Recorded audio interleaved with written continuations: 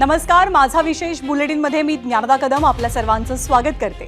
रोज रात्री 8 वाजता या बुलेटिनमधून तुम्हाला जाणून घेता येतात थेट, अचूक आणि विश्वासार्ह बातम्या। तर आज बुलेटिनमध्ये काय स्पेशल, चला पाहूया।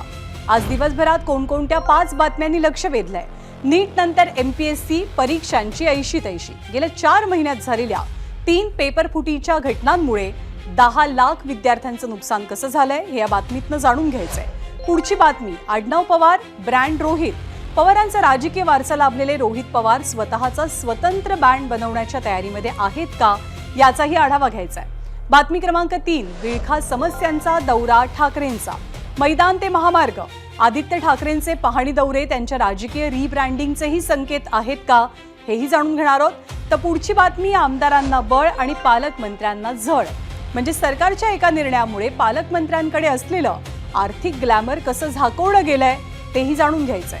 ही एमपीएससीच्या पेपर फुटी संदर्भातली कोणती परीक्षा पार पडते, पेपर फुटल्याचा आरोप होतो, चौकशी होते, राजकारण रंगतं आणि अखेरीस परीक्षा रद्द होते।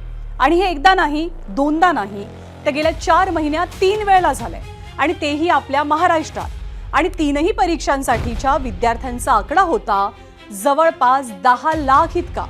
एखादी परीक्षा रद्द झाली की त्याचे वेगवेगळ्या पातळीवरती वेगवेगळे पडसाद उमटतात, पण ही परीक्षा रद्द झाली म्हणून विद्यार्थ्यांनी जल्लोषच केला। त्याचं कारण जाणून घेण्यासाठी आपल्याला टाइमलाईन सुद्धा समजून घ्यावी लागेल। तारीख 22 मार्चची। 22 मार्चला राज्यामध्ये औषध निरीक्षक गट ब साठीच्या फक्त 154 जागांसाठी जवळपास 40,000 विद्यार्थ्यांनी परीक्षा दिली। त्याचा 12 जूनला निकाल लागला। 506 विद्यार्थी पास झाले। 1 जुलै ते 22 जुलैच्या दरम्यान 488 विद्यार्थ्यांच्या मुलाखती झाल्या। त्यातल्या 485 विद्यार्थ्यांना मुलाखतीसाठी पात्र ठरल्याचं आयोगानं जाहीर केलं। तर 27 जुलैला परीक्षेत गैरव्यवहाराची तक्रार मुंबई पोलिसांकडे गेली। तपास सुरू झाला आणि आज महिन्याभरानंतर पोलिसांचा अहवाल प्राप्त झाल्यावर लोकसेवा आयोगानं परीक्षाच रद्द केल्याचं पत्रकातनं जाहीर केलं। पण ते करत असताना प्रश्नपत्रिका फक्त एकाच उमेदवाराला मिळाल्याचं अहवालातनं स्पष्ट झाल्याचं आयोगानं पत्रात नमूद केलंय। आणि त्यामुळेच ज्या विद्यार्थ्यांनी सर्वात पहिली तक्रार केली त्या ऋषिकेश गांगर्डेंनी आयोगावरतीच प्रश्न उपस्थित केलाय। आता काय केली, री एक्झाम डिक्लेअर केल्यामुळे विद्यार्थ्यांमध्ये आनंद आहे, पण घाई गडबडीमध्ये री एक्झाम घेऊन हे बाकीच्यांना लपवायचा प्रकार होऊ शकतो। ही साखळी शोधली बरोबर आहे। म्हणजे पेपर फोडलाय कोणी याच्यामध्ये सहभागी आहे हे नाही असं आरोपींना वाचवण्याचं षडयंत्र चालू आहे। कारण त्या एका विद्यार्थ्याच्या स्वप्नात क्वेश्चन आले होते का त्याला कोणीतरी दिले, त्यांना कोणीतरी दिले। ही साखळी खूप मोठी, हे आयोगापर्यंत जाते। कारण पेपर सेट करणारे पण त्यात असू शकतात। शंका आहे तुम्हाला? शंका नाही, पूर्ण 100% सांगतोय। कारण आयोगाच्या जे परीक्षा पद्धतीचे इन्चार्ज असतात, कस्टडी रूमचे इन्चार्ज, त्यांच्याकडे जबाबदारी असते ना क्वेश्चन पेपर सांभाळण्याची, ते प्रिंट करण्याची, पेपर से। तर मग त्यांची एक समिती असते, त्या समितीला काय शिक्षा देणार ते? कारण त्यांनी आमच्या 40,000 विद्यार्थ्यांच्या भावनांसोबत आमच्या मेहनतीवर त्यांनी अन्याय केलेला आहे। आणि यापुढची बातमी जरा जास्त इंटरेस्टिंग आहे, कारण या पेपर फुटीचं एक लव्ह स्टोरी कनेक्शन समोर आलंय। पण हे लव्ह स्टोरीचं वाक्य थोडंसं करेक्ट करावं लागेल, कारण ही लव्ह टर्न हेट स्टोरी बनली। आता तुम्ही म्हणाल की त्याचा या पेपर फुटीशी संबंध तरी काय? तर ऋतुजा पाटील आणि गौरव पाटील दोघे एमपीएससीचे विद्यार्थी आणि कपल सुद्धा। त्यात ऋतुजा पाटीलचे वडील अमृत पाटील यांनी दलाल प्रवीण पाटीलच्या मदतीनं आपल्या लेकीच्या प्रेमापोटी पेपर फोडला। मात्र ऋतुजाच्या हातामध्ये पेपर आल्यावर तिनं प्रेमापोटी तो गौरव पाटीलला सुद्धा दिला। परीक्षा झाली आणि ऋतुजा पाटील पात्र ठरली, पण गौरव मात्र अपात्र ठरला। मग दोघांमध्ये मोठा वाद झाला। त्याच वादानंतर दोघांचं ब्रेकअप झालं आणि याच ब्रेकअपच्या रागातनं गौरवनं स्वतःच ऋतुजाच्या विरोधात एमपीएससीकडे तक्रार दिली। मात्र गौरव पाटीलनं तक्रारीनंतर पुन्हा एमपीएससीमध्ये ईमेल करून आपण मुद्दाम पेपर फुटीचा बनाव केला असं सुद्धा कळवलेलं होतं। पोलिसांकडनं गौरव पाटीलला अटक करण्यात आली आहे, तर ऋतुजा पाटीलला नोटीस बजावण्यात आली आहे। अद्याप ऋतुजा पाटील हिला अटक झालेली नाही। दरम्यान पोलिसांनी एकूण 6 जणांना या प्रकरणी अटक केली आहे।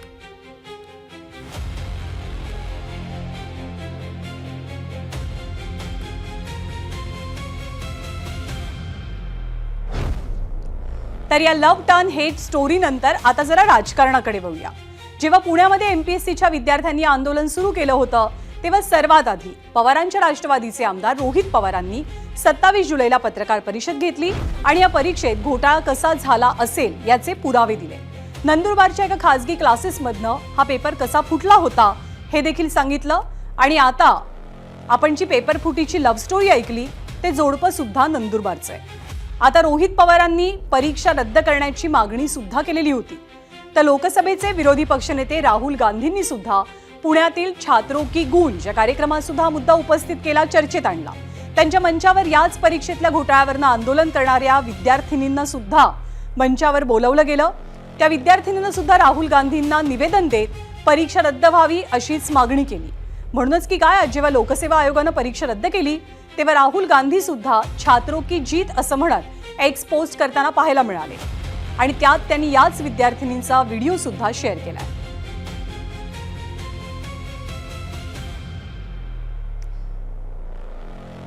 पण रोहित पवार मात्र परीक्षा रद्द झाली त्यावर समाधानी नाहीयेत, कारण त्यांनी एमपीएससीच्या विद्यार्थ्यांसमोर आणखी एक मागणी केली आहे. एमपीएससीचे अध्यक्ष विवेक विमलवार महाराष्ट्रातल्या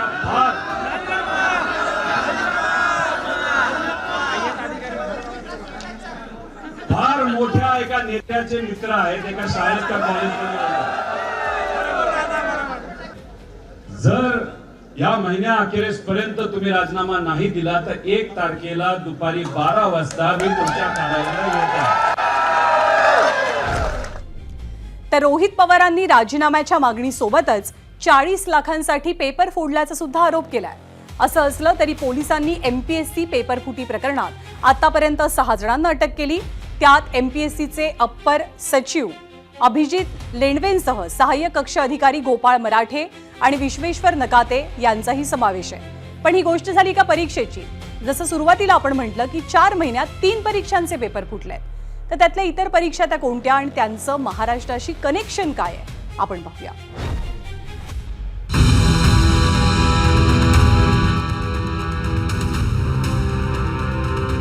गेल्या 4 महिन्यात 3 परीक्षा. देशात आणि महाराष्ट्रात 3 महत्त्वाच्या परीक्षांचे पेपर फुटले. 3ही परीक्षांचं केंद्र आणि कनेक्शन महाराष्ट्राशी जोडलं गेलं.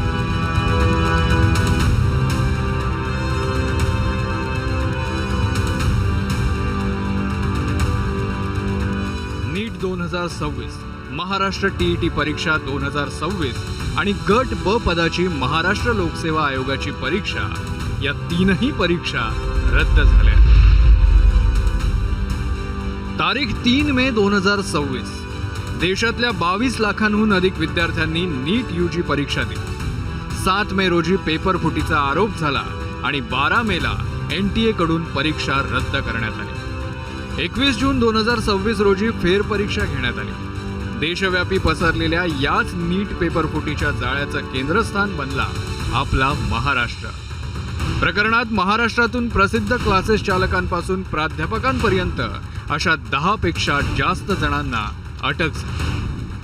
नीट पेपर फुटीच्या केंद्रस्थानी देखील महाराष्ट्रच असल्याचं सीबीआयच्या तपासात समोर आलं. महाराष्ट्रातील पुणे, लातूर, अहिल्यानगर, नाशिक या शहरांमध्ये या नीटच्या पेपर फुटीचा कट आखण्यात आला आणि त्याची अंमलबजावणी देखील इथेच झाली. आणि या शहरांमधून अटक करण्यात आलेल्या आरोपींनीच हे नीटचे प्रश्न टेलिग्राम आणि व्हॉट्सॲपच्या माध्यमातून इतर राज्यांमधल्या आरोपीपर्यंत पोहोचवले. त्यामुळे अर्थातच या प्रकरणात सर्वाधिक आरोपी अटक झाले ते देखील महाराष्ट्रातूनच. नीट नंतरचा पुढचा पेपर फुटला तो टीईटीचा. 28 जून 2026 रोजी राज्यात महाराष्ट्र शिक्षक पात्रता परीक्षा होणार होती. पण परीक्षेच्या 24 तास आधी भिवंडी पोलिसांनी एक धाड टाकली आणि पेपर फुटीचा पर्दाफाश झाला. 27 जूनच्या पहाटे भिवंडी पोलिसांना गोपनीय माहितीच्या आधारे भिवंडीतील एका व्यक्तीकडे टीईटी प्रश्नपत्रिका असल्याचं कळल्यानंतर पोलिसांनी त्या ठिकाणी धाड टाकली. प्रश्नपत्रिका ताब्यात घेतल्यानंतर महाराष्ट्र राज्य परीक्षा परिषदेच्या अधिकाऱ्यांना त्या ठिकाणी बोलवलं आणि प्रश्नपत्रिकेची पडताळणी केली. पडताळणीनंतर टीईटीचेच प्रश्न या प्रश्नपत्रिकेत असल्याचं समोर आल्यानंतर त्या संबंधित व्यक्तीला पोलिसांनी ताब्यात घेतलं. पेपर फुटल्याचं लक्षात येताच महाराष्ट्र राज्य परीक्षा परिषदेनं 28 जूनला होणारी टीईटी परीक्षा ऐनवेळी रद्द केली. त्याची पुढची तारीख मात्र अजूनही घोषित व्हायची आहे. आता ही 3री पेपर फुटीची घटना पहा. पुण्यात एमपीएससीच्या विद्यार्थ्यांनी आंदोलन सुरू केलंय. त्यात आज जल्लोष सुरू झालाय.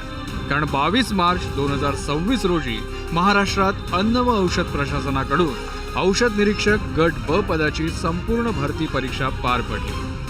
12 जून 2026 परीक्षेचा निकाल जाहीर झाला. त्यात 506 उमेदवार मुलाखतीसाठी पात्र ठरले. मात्र परीक्षेत पेपर फुटीसह गैरप्रकाराचे आरोप करत विद्यार्थ्यांनी आंदोलन सुरू केलं. पण खरा इम्पॅक्ट आला तो जून महिन्यात. जुलै महिन्यात रोहित पवारांनी ड्रग इन्स्पेक्टर पदासाठीचा पेपर फुटल्याचा आणि या परीक्षेत गैरव्यवहार झाल्याचा दावा केला होता. त्यावेळी महाराष्ट्र लोकसेवा आयोगाने हा आरोप फेटाळून लावला होता. मात्र मुंबई पोलिसांच्या तपासात पेपर फुटल्याचं स्पष्ट झालं आणि आता ही परीक्षा रद्द करण्याची वेळ महाराष्ट्र लोकसेवा आयोगावरती आली आहे. 3 परीक्षांचे पेपर फुटतात, त्यावर कारवाई होत असेल, पण प्रश्न तोच राहतो, सर्वसामान्य विद्यार्थ्यांच्या मनस्तापाला जबाबदार कोण? प्रशासन की पेपर फोडणारे धनदांडगे की राज्य सरकार? पुण्याहून मंदार गोंजारीसह वेदांत नेप, ABP माझा, मुंबई. सबसे खतरनाक होता है हमारे सपनों का मर जाना. पाश यांच्या ओळी आठवण्यापाठीमागचं कारण आपल्या राज्यात देशात गेल्या 4 महिन्यात किमान 40 लाख जणांच्या स्वप्नांचा चुराडा झालाय. आणि हेच थांबवायचं असेल तर नेत्यांनी राजकारणापलीकडे जाऊन आणि समाजानं पारदर्शकतेसह जबाबदारीनं वागायला हवं आणि तरच असे प्रकार रोखले जाऊ शकतील. आणि यानंतर पाहूया आज दिवसभरातली पुढची महत्त्वाची बातमी आहे पवार आणि काँग्रेसच्या वाढत्या जवळीकीची.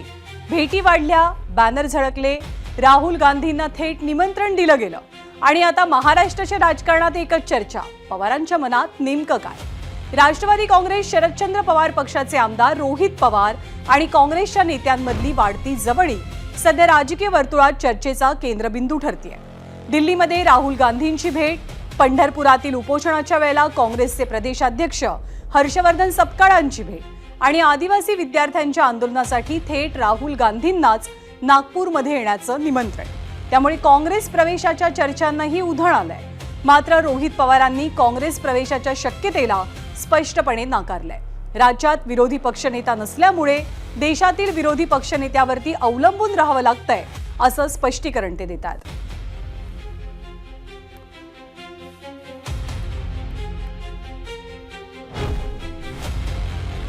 आदिवासी मुलामुलींचं जे आंदोलन आपल्या महाराष्ट्रामध्ये चालू आहे ते आंदोलन अतिशय महत्त्वाचं आहे. आपल्या महाराष्ट्रामध्ये विधान परिषद घ्या नाही तर विधानसभा घ्या, तिथं विरोधी पक्ष नेताच नाही आहे. तर मग आपण कोणावर अवलंबून राहणार? तर देशाच्या विरोधी पक्ष नेत्यांवर.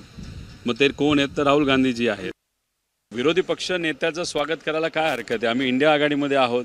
या देशातलं विरोधकांचं सगळ्यात मोठं संविधानिक पद असणारा नेता म्हणजे राहुल गांधीजी इथं आपल्या पुण्यामध्ये येत असतील तर त्यांचं स्वागत करायला काय हरकत आहे?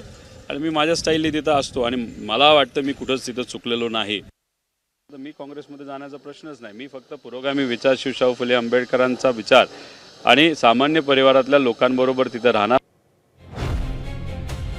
पण राजकारणात फक्त नेत्यांचे शब्दच रजिस्टर्ड होत नाहीत, तर भेटी, जवळीक आणि राजकीय हालचाली सुद्धा बरंच काही सांगून जातात.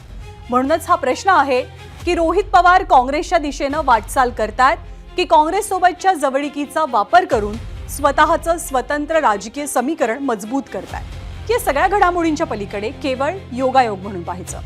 रोहित पवारांच्या पुढच्या राजकीय पावलाकडे आता राष्ट्रवादीसह काँग्रेससह सर्वच पक्षांचं लक्ष लागून आहे. मी काँग्रेसमध्ये जाण्याचा प्रश्नच नाही. मी फक्त पुरोगामी विचार शिवशाहू फुले आंबेडकरांचा विचार आणि सामान्य परिवारातल्या लोकांबरोबर तिथं राहणार. राहुलजी अशा लोकांना निश्चितपणे ऐकून घेतात. त्यामुळं उद्या जर रोहित पवारांनी आमच्याशी जवळीक साधली तर ते आमचे महाविकास आघाडी म्हणून जवळच आहोत. आम्ही स्वागत का नाही करणार? 100% स्वागत करू आम्ही. रोहित पवार आणि काँग्रेस नेत्यांमधली वाढती जवळीक आणि त्याच वेळेला महाराष्ट्रभर स्वतःचा जनाधार निर्माण करण्यासाठी सुरू असलेली त्यांची आक्रमक राजकीय वाटचाल, या दोन्ही घडामोडी सध्या चर्चेच्या केंद्रस्थानी आहेत. रोहित पवारांचा राजकीय प्रवास आता केवळ कर्जत जामखेड पुरता राहिलेला नाही. युवा, शेतकरी आणि विद्यार्थ्यांच्या प्रश्नांवरती रस्त्यावरती उतरून रोहित पवार, पवार घराण्याचा वारसदार या ओळखी पलीकडे स्वतःचा राजकीय ब्रँड उभा करण्याचा प्रयत्न करतायत. आणि जर हा प्रयोग यशस्वी झाला तर महाराष्ट्राच्या राजकारणात पवार घराण्याच्या पुढच्या पिढीचा चेहरा कोण असेल याची राजकीय समीकरणं सुद्धा बदलू शकतात. आणि यानंतर बातमी राज्यातल्या आणखी एका महत्त्वाच्या प्रश्नाची. पावसाचा जोर महाराष्ट्रभरात कमी झालेला असला तरी महाराष्ट्रातल्या रस्त्यांवरच्या खड्ड्यांची मालिका काही संपत नाहीये. महाराष्ट्रातल्या गल्लीबोळातले खड्डेच आता राज्याच्या राजकारणाचा केंद्रबिंदू बनतात. शिवसेना असो, राष्ट्रवादी असो किंवा काँग्रेस, तिन्ही विरोधी पक्षांनी खड्ड्यांवरनं सरकारला कात्रीत पकडलंय. ऐन पावसाळ्यात राजकीय लाईमलाईट खेचणाऱ्या खड्ड्यांचा प्रश्न आणि त्यावरनं निर्माण झालेलं राजकारण पाहूया. तर मनसे अध्यक्ष राज ठाकरेंच्या कोकण दौऱ्यानंतर, मुंबई गोवा महामार्गाच्या दौऱ्यानंतर आता ठाकरेंच्या शिवसेनेचे आमदार आदित्य ठाकरे सुद्धा आज कोकण दौऱ्यावरती गेले. गणेशोत्सव अवघ्या काही दिवसांवरती आलेला असताना आदित्य ठाकरे यांनी मुंबई गोवा महामार्गाची पाहणी केली. गणेशोत्सवासाठी कोकणात जाण्यासाठी हक्काचा असलेल्या मुंबई गोवा महामार्गाचं रखडलेलं काम आणि खड्ड्यांचा प्रश्न यंदाही राजकारणाच्या केंद्रस्थानी आहे. त्याची झलक आदित्य यांच्या दौऱ्यातही दिसली. मुंबई गोवा महामार्गाच्या पाहणीसोबतच आदित्य यांनी रत्नागिरीच्या लोटे MIDC मधल्या उद्योजकांच्या अडचणीही जाणून घेतल्या. महामार्ग पाहणी असो किंवा MIDCची भेट, आदित्य ठाकरेंच्या दौऱ्याचं महत्त्व केवळ पाहणीपुरतं मर्यादित नाही असं मत व्यक्त होत आहे. कारण मुंबईनंतर शिवसेनेचा पारंपरिक बालेकिल्ला म्हणून कोकणाची ओळख आहे. मात्र शिवसेनेतल्या फुटीनंतर कोकणात ठाकरेंच्या पक्षाला मोठा राजकीय धक्का बसला. त्यामुळे आता कोकणात पुन्हा संघटना मजबूत करणं, स्थानिक प्रश्नांवरती आक्रमक भूमिका घेणं आणि मतदारांशी थेट संवाद वाढवणं हे ठाकरे सेनेसमोरचं महत्त्वाचं आव्हान आहे. याच पार्श्वभूमीवर आदित्य यांचे दोनही दौरे महत्त्वाचे मानले जात आहेत. एवढा भयानक रस्ता असताना मंत्र्यांनी दौरे करून काय उपयोग आहे? बाहेर तरी बघा काय चाललंय. आणि काय तुम्ही आता जे ज्यांचे पोस्टर लागले ते बघा, काय जबरदस्त क्वालिटीचे आहेत. तसे क्वालिटीचे रस्ते कधी बनणार? पालकमंत्री पदावरनं 2-2.25 वर्ष भांडण चालू होतं. त्याच्या 4 वर्ष म्हणजे 2 वर्ष भांडण चालू होतं. भांडतात पालकमंत्री पदावरनं, भांडतात गाडीवरनं, भांडतात बंगल्यावरनं. पण ह्याच्यावरनं कोण आवाज उठवणार? कंत्राटदार जर पळून जात असतील तर मग तुमच्या खात्याचा काय उपयोग आहे? चाकण असेल, अंबड असेल, इकडची आपली ही लोटेची असेल MIDC, सगळीकडेच आपण पाहतोय इन्फ्रास्ट्रक्चरची परिस्थिती एकदमच भयानक आहे. विजेचे दर असतील, विजेचं सप्लाय असेल, आणि आत्ता येतानाच आपण पाहिलं जो खडतर रस्ता आहे, आल्या MIDC मध्ये आलो आहे की कुठच्या कन्स्ट्रक्शन साईटवर आलो हे कळत नाही आहे. आणि असं जर परिस्थिती असेल तर जे उद्योजक सांगतात की आम्हाला इथून स्थलांतरित व्हायचं आहे, कुठच्या तोंडाने आम्ही त्यांना सांगायचं की इथून जाऊ नका? पण मला वाटतं जर उद्योग मंत्र्यांच्याच जिल्ह्यामध्ये पालकमंत्री जिथे आहेत ते अशी परिस्थिती असेल तर इतर महाराष्ट्रांनी काय अपेक्षा ठेवायच्या हा एक प्रश्न उपस्थित होतोच. तर आज मुंबई गोवा महामार्गाची पाहणी करण्यापूर्वी गेल्या रविवारीच आदित्य ठाकरेंनी मुंबईतली मैदानं वाचवा म्हणून सरकार विरोधात मोर्चा उघडला. त्यामुळे मुंबईतल्या मोकळ्या मैदानांवरनं ठाकरे विरुद्ध भाजप असा थेट राजकीय सामना पाहायला मिळाला. नोवेल डिसूजा फुटबॉल मैदानावरनं त्यांनी सरकारला थेट रेड कार्ड दाखवलं. इतकंच नाही तर जुहू आणि अंधेरी पश्चिम परिसरातील जवळपास 16 एकरांच्या 3 महत्त्वाच्या मोकळ्या भूखंडांवरनं आदित्य ठाकरेंनी भाजपचे आमदार अमरीश पटेल यांच्या ट्रस्टवरती गंभीर आरोप केले. पण आदित्य यांचे सगळे आरोप आज पटेल यांनी खोडून काढलेत. ही लढाई जी आहे ती आज सुरुवात केलेली आहे. ह्याच्याहून फार मोठा मुंबईकर वर्ग हा रस्त्यावर उतरून आपल्या मोकळ्या मैदानांसाठी लढणार आहे. आज इथून आम्ही सुरुवात केलेली आहे. जर इथे थांबायला लावलं नाही आम्हाला तर मुंबई महानगरपालिकेच्या चौकात येऊन आम्ही सगळे बसू आणि जोपर्यंत आमची मैदानं परत मिळत नाही आम्ही तिथून हलणार नाही. SVKMला एकूण 16 एकर जमीन देण्यात आलेली आहे. ते गैरसमज आहे. प्रत्यक्ष क्षेत्रफळ आम्हाला 14 एकर 11 गुंठे मिळालेली आहे. त्याच्यामध्ये छत्रपती शिवाजी महाराज क्रीडा संकुलमध्ये 11 एकर 57 गुंठे आम्हाला मिळालेली आहे. लोकमान्य टिळक गार्डन झूमध्ये संपूर्ण भूखंड सुमारे 1 एकर 88 गुंठे आहे आणि ते लायसन्स पद्धतीने आम्हाला दिलं गेलेलं आहे. राजकारणात कधी कधी एक फोटो, एक दौरा बरंच काही सांगून जातो. फुटबॉलच्या मैदानावरनं आक्रमक झालेले आदित्य ठाकरे आता थेट मुंबई गोवा महामार्गाच्या पाहणीसाठी पोहोचले. ठाकरे घराबाहेर पडत नाहीत हा विरोधकांचा नेहमीचा आरोप आणि त्याच वेळेला शिवसेनेतनं सुद्धा आदित्य ठाकरेंनी महाराष्ट्रभर फिरावं ही अंतर्गत मागणी. या दोन्हींच्या बरोबर मध्ये उभा आहे आदित्य ठाकरेंचा वाढता ग्राउंड ऍक्टिव्हनेस. त्यामुळे आदित्य यांचा हा फक्त एक दौरा आहे की नव्या राजकीय इमेज बिल्डिंगची सुरुवात? पाहूया त्याविषयीचा स्पेशल रिपोर्ट. मंत्र्यांनी दौरे करून काय उपयोग आहे? बाहेर तरी बघा काय चाललंय. ज्यांचे पोस्टर लागले ते बघा काय जबरदस्त क्वालिटीचे आहेत. तसे क्वालिटीचे रस्ते कधी बनणार? कंत्राटदार जर पळून जात असतील तर मग तुमच्या खात्याचा काय उपयोग आहे? जो खडतर रस्ता आहे, आल्या MIDC मध्ये आलोय की कुठच्या कन्स्ट्रक्शन साईटवर आलो हे कळत नाही. मुंबई महानगरपालिकेच्या चौकात येऊन आम्ही सगळे बसू, जोपर्यंत आमची मैदानं परत मिळत नाही आम्ही तिथून हलणार नाही.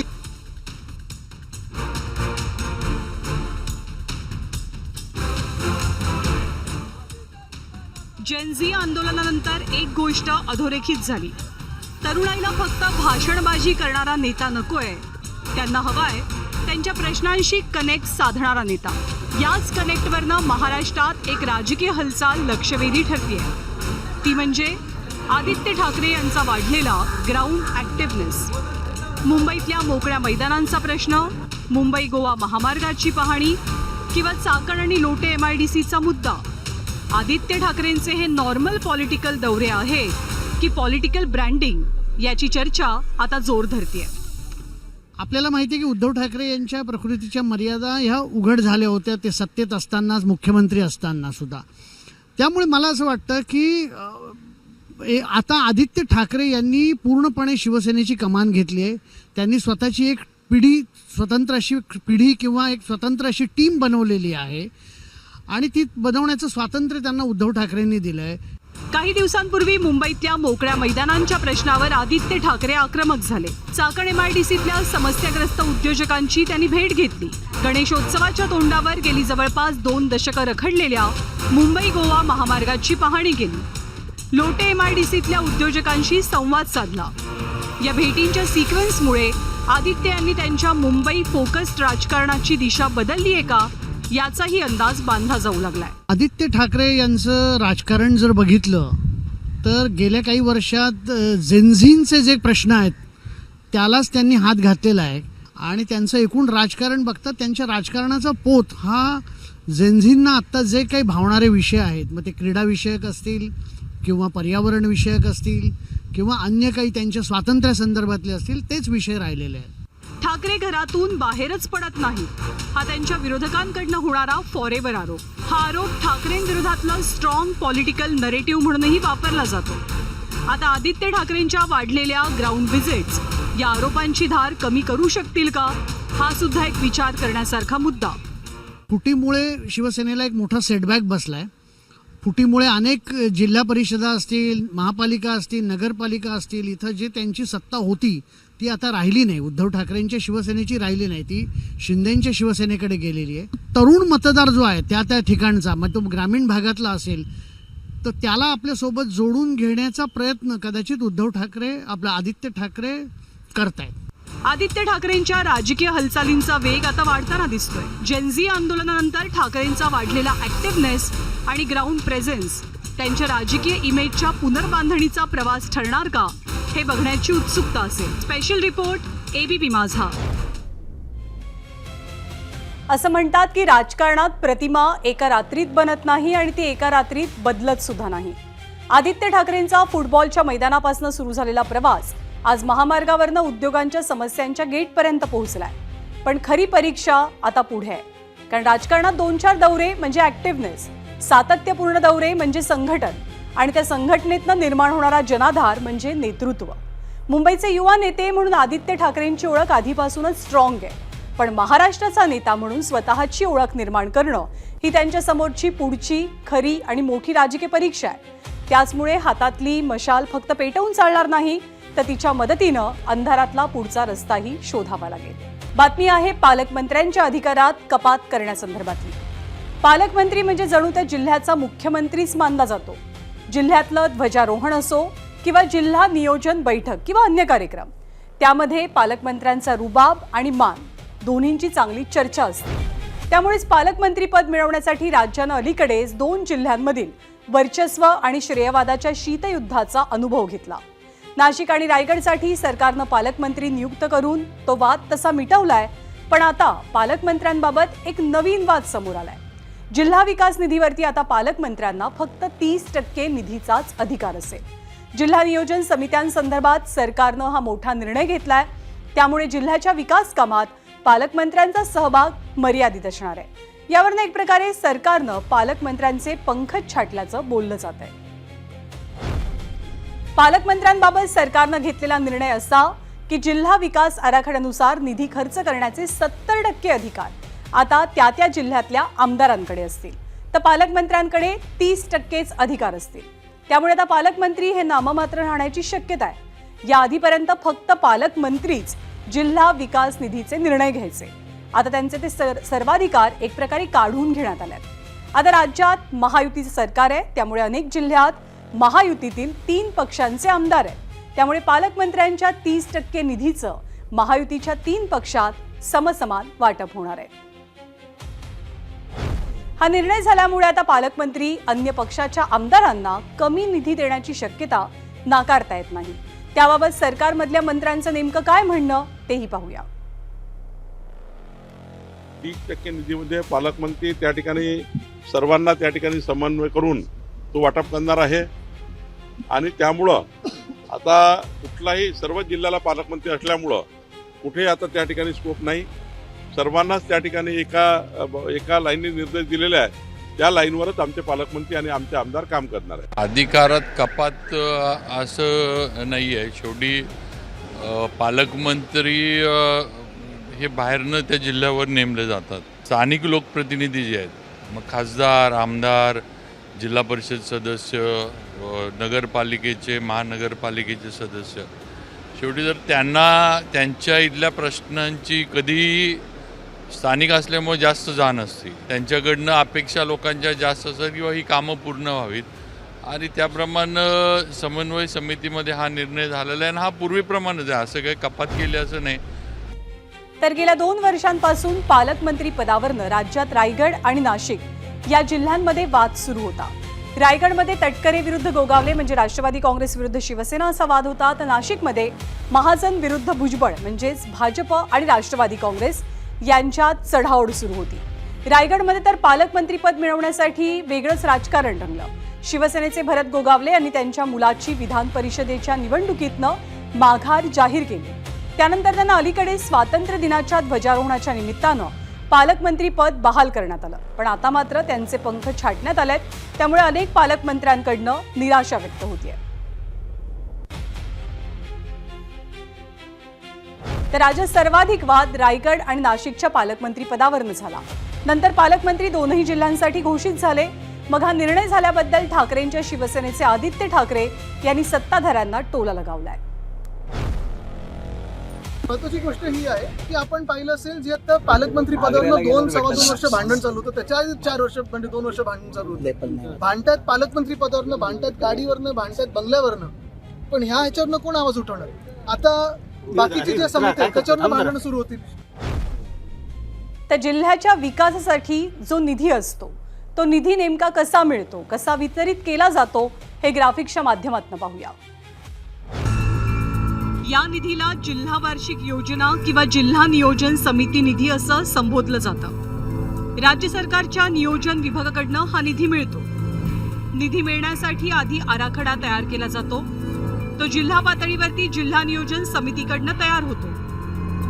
स्थानिक आमदार, खासदार आणि ग्रामपंचायती विकास कामांच्या प्रस्तावांची शिफारस करतात. त्यानुसार आराखडा आखला जातो. मग पालकमंत्री आणि जिल्हाधिकाऱ्यांच्या मार्गदर्शनाखाली तयार झालेला हा आराखडा राज्यस्तरीय उच्चस्तरीय समितीकडे मंजुरीसाठी पाठवण्यात येतो. शासनाच्या मंजुरीनंतर अर्थसंकल्पीय तरतुदीनुसार निधी जिल्हाधिकाऱ्यांकडे सुपूर्द केला जातो आणि तिथून तो संबंधित यंत्रणांना वितरित होतो. आणि या बातम्यांचा आढावा घेतल्यानंतर माझा विशेषमध्ये आज वेळ झाली इथेच थांबण्याची. उद्या रात्री 8 वाजता आपली पुन्हा भेट होईल. तोपर्यंत नमस्कार.